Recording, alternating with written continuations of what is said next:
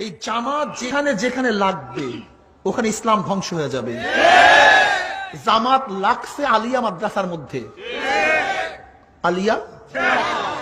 জামাত লাগছে ইত্তেহাদুল উম্মার মধ্যে, ইত্তেহাদুল উম্মাহ। জামাত লাগছে বিএনপির মধ্যে, বিএনপি। এই জামাতের প্রয়োজন যেখানে লাগবে সেটা ধ্বংস হয়ে যাবে, যেখানে লাগুক ধ্বংস হয়ে যাবে।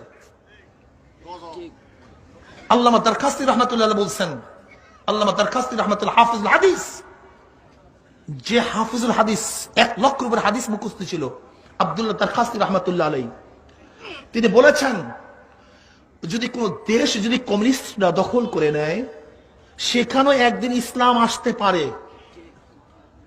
কিন্তু আল্লাহ না করুক কোন দেশ যদি জামাত দখল করে ফেলে কিয়ামতের আগ পর্যন্ত আর কোনদিন সেখানে ইসলাম আসবে না।